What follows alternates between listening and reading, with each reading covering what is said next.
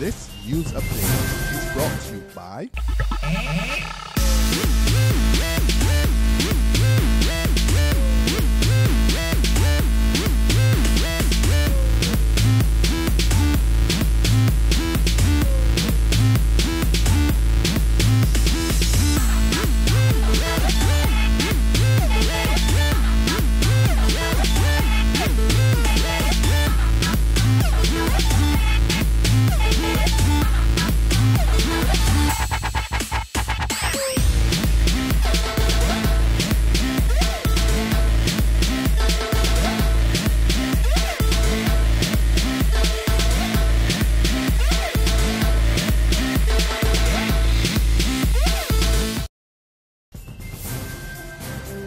This is the Noon Barbados Today update for Friday, June 13th, 2014. I'm Dawn Paris. Good afternoon.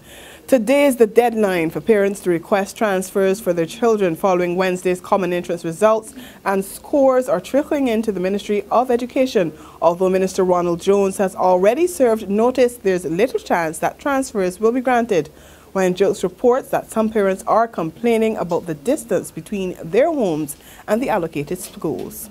The parents that we would have spoken to this morning told us that their main concern had to deal with the entire allocation and zoning process. In one instance, a parent who lives in St. Philip told us that her son had passed for the Darrell Jordan School in St. Lucie. She was trying to get him somewhere closer, like the Princess Margaret Secondary or even Dighton Griffith. In another instance, a parent in St. John had concerns where her son was going on what she called the other side of the island. She wanted him to come closer, like, for example, the Dighton Griffith Secondary School. This entire process would have begun from as early as yesterday, 7 o'clock in the morning to be more exact, when hundreds converged here at the Constitution Road complex of the Ministry of Education. Exam results would have been returned to most schools on Tuesday. Ryan Jokes, Barbados Today. Thanks, Ryan. In other news, desperate calls for the state to intervene to get an elderly St. John couple out of the squalor and filth in which they now live. 83-year-old Eric Watson and his partner, 73-year-old Cecilia Severin, live at Bath in a dilapidated one-bedroom home. Severin lives blind and bedridden, while Watson is unable to help himself. MP for the area, Mara Thompson, tells Barbados Today she's tried to get the couple out of the unhealthy conditions with no success. And when our team visited the couple, we were met with the same resistance. So why you don't want to go to the hospital? They treat me good, they treat me she good. So I need help. Yeah, I got help for the house. But they're going to move you out to build over the house. Well, I don't mind. I don't mind. So although She do for me, I do, and I do for she. You understand? We live too close. I left for she out. He's heard the cries for government to deliver promised utility rebates to the tourism sector. And Minister Richard Seeley says it's still on the cards, but it will take some time.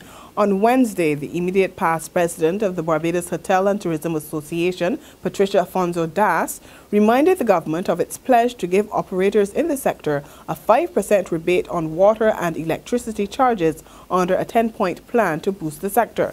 Seeley tells Barbados Today several ministries are working on the matter, but it won't happen overnight. He suggests tourism players should be grateful that the government is moving to lower tourism costs. I mean, the elements of that plan that relating to try to encourage energy savings and so on. I mean, obviously it takes a while in order to get the implementation organized. I mean, it cuts across several ministries. It's not only a tourism matter, of course, the Ministry of Energy, Ministry of Finance, and so on.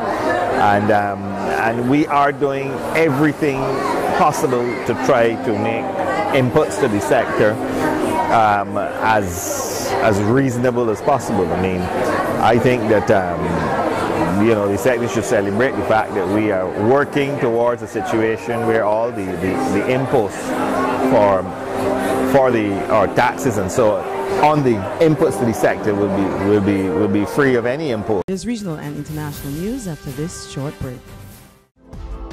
My dad means everything to me. He's my friend, he's my pillar, he's my role model, he's always there. I'm celebrating my dad this Father's Day with Barbados today. So can you? Write a letter telling us why your dad is #1 to love at Barbados today.bb and get a chance to win a Samsung Tablet 3. Enter now. The deadline closes on June 12. To the region now, a new Prime Minister is taking the oath of office at this hour in Antigua and Barbuda. Gaston Brown became the country's 4th Prime Minister after leading his Antigua and Barbuda Labour Party to a resounding victory in yesterday's general elections. The ABLP took 14 of the 17 seats, sweeping the United Progressive Party of former Prime Minister Baldwin Spencer out of office. The island's new Attorney General, Stedroy Benjamin, will also be sworn in today. On the international front, as terror prevails in Iraq, a representative for the country's top Shiite cleric urges Iraqis to defend their country as militants capture 2 towns in northeast Baghdad. Insurgents, spearheaded by fighters from the Al-Qaeda-inspired Islamic State of Iraq, continue to advance as the government struggles to form a coherent response after militants overran the country's 2nd largest city of Mosul, as well as military and police bases. Rupert Colville, the spokesman for the UN Human Rights Office, reports that the number of people killed in recent days may run into the hundreds, while the number of wounded could be as high as 1,000. Well, that's where we end the noon update today. Join us again at 6 this evening. Until then, log on to www.barbadostoday.bb, subscribe to our e-paper, and like us on Facebook to get more news and sports. I'm Dawn Paris. This news update is brought to you by... Hi, I'm Red Plastic Bag. Anyone who knows me knows I don't like cold.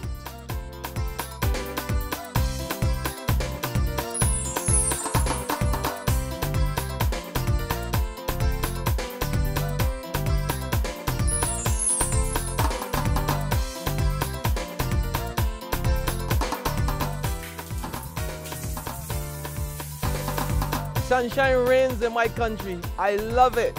Get your sun power.